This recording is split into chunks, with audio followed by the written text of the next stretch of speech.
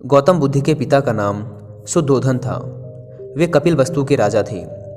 बात उस समय की है जब गौतम बुद्ध का जन्म भी नहीं हुआ था।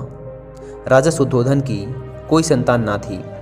इसी कारण संतान प्राप्ति की चाहत में वे सदैव चिंतित रहा करते थे। संतान प्राप्ति की चाहत में ही उन्होंने 2 विवाह किए थे। राजा शुद्धोधन की बड़ी रानी का नाम महामाया और छोटी का नाम प्रजावती था। धीरे धीरे समय गुजर रहा था। राजा शुद्धोधन अब अधेड़ अवस्था से वृद्ध अवस्था की ओर बढ़ने लगे थे। देवी देवताओं की पूजा अर्चना और दान पुण्य भी करने के बाद भी उन्हें संतान का सुख ना मिल सका। समय बीतने के साथ साथ राजा की उम्मीद भी खत्म होने लगी थी। ऐसा लग रहा था जैसे भाग्य के देवता राजा शुद्धोधन से क्रोधित होकर बैठे हैं। तभी तो उनकी श्रद्धा और निष्ठा भी कोई रंग ना ला सकी थी। अब राजा की चिंता और गहरी चिंता में बदलने लगी थी। राज्य में चारों ओर सुख शांति और समृद्धि थी, किंतु अपना उत्तराधिकारी ना होने के कारण यह सब कुछ राजा को निरर्थक ही प्रतीत होता था। निसंतान होने का दुख राजा शुद्धोधन को ही नहीं, रानी महामाया और रानी प्रजावती को भी था। इस चिंता को दूर करने का उपाय किसी के हाथ में ना था, अतः वे सभी मौन थे। एक समय की बात है कि रानी महामाया रात्रि काल में अपने इष्ट देव का स्मरण कर सैया पर लेट गई। लेटते ही उनकी आंख लग गई और उनकी आंखों के सामने भिन्न भिन्न प्रकार के सुखद स्वप्न चित्र तैरने लगे। स्वप्नों का तांता रात भर लगा रहा। स्वप्न आते रहे और सुखद अनुभूति देकर गायब होते रहे। रात्रि का अंतिम प्रहर चल रहा था। रानी महामाया ने स्वप्न में देखा कि 4 यक्ष, जिनके मुखमंडल तेज से चमक रहे थे, उनके निकट आए। यक्षों ने रानी को प्रणाम किया और पुष्प के समान बड़ी कोमलता से उन्हें उठाकर एक ओर उड़ चले। जिस वायुमंडल से होकर यक्ष रानी को लेकर उड़ रहे थे, उसमें बड़ी ही मनमोहक सुगंध फैली हुई थी। इस भीनी भीनी सुगंध ने रानी के मन को प्रफुल्लित कर दिया। यक्षों ने रानी महामाया को ले जाकर एक सर्वोन्नत पर्वत के शिखर पर बैठा दिया। वहाँ एक बहुत ही सुंदर आसन बना हुआ था। इस आसन पर विराजमान होकर रानी को बड़ा ही आत्मिक सुख मिला। रानी महामाया का तन मन प्रसन्नता से झूम रहा था। इसी बीच स्वर्गलोक में निवास करने वाली सुंदरता की प्रतिमूर्ति अप्सराएं वहां एक एक कर प्रकट हुईं। अप्सराओं ने शीश झुकाकर रानी को प्रणाम किया। देवी, एक अप्सरा रानी से बोली, आपके स्नान का समय हो चुका है, कृपया स्नान के लिए प्रस्थान कीजिए। रानी कुछ ना बोली, उठकर उनके साथ चल दी। अप्सराएं रानी को ले मंगल गीत गाती हुई एक सरोवर के पास पहुंची। सरोवर अत्यंत सुंदर था और उसमें श्वेत कमल पुष्प शोभामान थे। अप्सराओं ने रानी को ले जाकर सरोवर के मध्य खड़ा कर दिया और मलमल कर स्नान कराने लगी।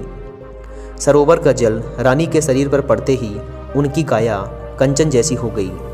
इस दिव्य जल के स्नान से रानी का शरीर भी अप्सराओं के समान ही सुंदर हो गया। रानी महामाया आश्चर्यचकित होकर अपने रूप सौंदर्य को निहार रही थी। दिव्य जल से स्नान करने के बाद उनकी काया अत्यंत कामनीय और सुंदर हो गई थी। शरीर पर पड़ी झुर्रियाँ भी पूरी तरह से मिट चुकी थी। ऐसा लग रहा था जैसे मानो रानी के जवानी के दिन वापस आ गए हों। रानी फिर से एक बार जवान सी लग रही थी। उनका मन एकदम मुदित और शांत था। स्नान के बाद अप्सराओं ने रानी को अत्यंत सुंदर और बहुमूल्य वस्त्र पहनाए। भिन्न भिन्न प्रकार के आभूषणों से उनका श्रृंगार किया। इसके बाद अप्सराएं रानी को एक श्वेत मरमर महल में ले गईं। विभिन्न प्रकार से उनका स्वागत सत्कार किया गया। एक अप्सरा अपने हाथों में दिव्य सामग्री से भरे भोजन की थाल लेकर प्रकट हुई। उस भोजन से स्वादिष्ट सुगंध उठ रही थी। उसने उस भोजन को रानी के समक्ष प्रस्तुत किया। जब रानी ने उसका स्वाद चखा तो उसका तनमन आनंदित हो उठा। दिव्य भोजन खिलाने के बाद अप्सराएं रानी को महल के दूसरे कक्ष में ले गईं। उस कक्ष में एक पुष्प सेज सजी हुई थी। अप्सराओं के आग्रह पर रानी पुष्प सज्जित सेज पर विश्राम करने लगी। उस सेज के सामने ही रानी को एक स्वर्ण शैल और उस पर मंडराता सुंदर हाथी अपने अत्यंत निकट आता हुआ प्रतीत हुआ। हाथी ने कमल के पुष्प से रानी के दाएं अंग पर धीरे से प्रहार किया और फिर छोटा और छोटा होता हुआ एकदम बहुत छोटा हो गया और एकाएक रानी के गर्भ में जाकर समा गया। रानी ने भय और आश्चर्य से तुरंत अपनी आंख खोल दी। अब रानी को पता चला कि वह स्वप्न देख रही थी। बड़ा ही आश्चर्यचकित कर देने वाला और सुखद स्वप्न था, आँख खुलते ही जिसका समापन हो गया था। जब राज ज्योतिषी ने स्वप्न के फल की गणना कर बताया कि उनके यहाँ एक यशस्वी पुत्र रत्न का जन्म होगा, तो उनकी प्रसन्नता की कोई सीमा ना रही। राज ज्योतिषी की घोषणा ने जैसे राजा रानी और प्रजा के ऊपर से चिंता की कालिमा को समाप्त कर दिया था। राजमहल में छाया सन्नाटा धीरे धीरे सिमटने लगा था।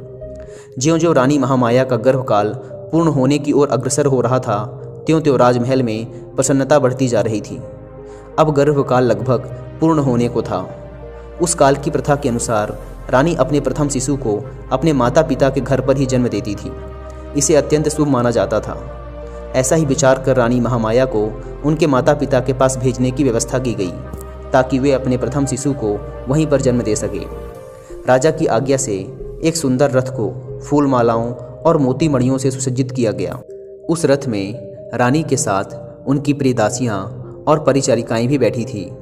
रथ के आगे आगे 6 घोड़ों पर सवार योद्धा सैनिक चले और इसी प्रकार पीछे भी घुड़सवार सैनिक चले। धीरे धीरे रानी का यह काफिला आगे बढ़ता जा रहा था कि लुम्बिनी वन के निकट रानी को तीव्र प्रसव पीड़ा होने लगी। परिचारिकाओं के कहने पर रथ को लुम्बिनी वन में ही एक उचित स्थान देखकर रोक दिया गया। बैसाख मास की पूर्णिमा थी।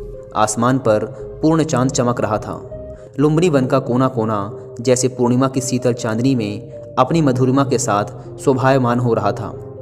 इस बैसाख पूर्णिमा को जैसे सदियों से लुम्बिनी वन में एक महान घटना के घटने की प्रतीक्षा थी, और प्रतीक्षा की घड़ियां धीरे धीरे समाप्त होती जा रही थी। यह घटना ईसा से लगभग 564 वर्ष पूर्व की है, यानी कि आज से लगभग 2500 वर्ष पहले की। रानी महामाया प्रसव पीड़ा से आकुल लुम्बिनी वन में पुष्पों से आच्छादित वृक्ष के नीचे विश्राम कर रही थी, और परिचारिकाएं उनका तरह तरह से ध्यान रख रही थी। प्राकृत द्वारा निर्धारित शुभ घड़ी और शुभ पलों में रानी महामाया ने एक सुंदर स्वस्थ शिशु को जन्म दिया। शिशु के जन्म की शुभ सूचना अविलंब कपिलवस्तु भेज दी गई। कपिलवस्तु में राजा शुद्धोधन और रानी प्रजावती की खुशी की सीमा न रही। पूरा राजमहल विभिन्न प्रकार के मोतियों, मणियों और दीपमालाओं से सजा दिया गया।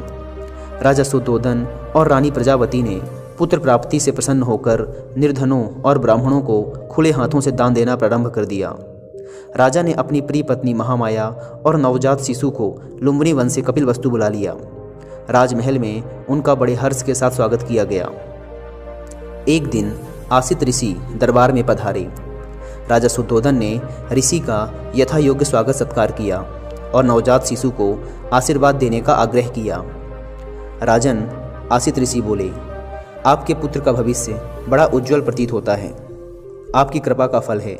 ऋषिदेव राजा शुद्धोधन सिर झुकाकर बोले, आप कृपा करके मेरे पुत्र को आशीर्वाद दीजिए। राजन, यह शिशु आगे चलकर आपके शाक्य वंश का नाम विश्व भर में फैला देगा, और किसी के आशीर्वाद की नहीं बल्कि संसार को इसके आशीर्वाद की आवश्यकता पड़ेगी।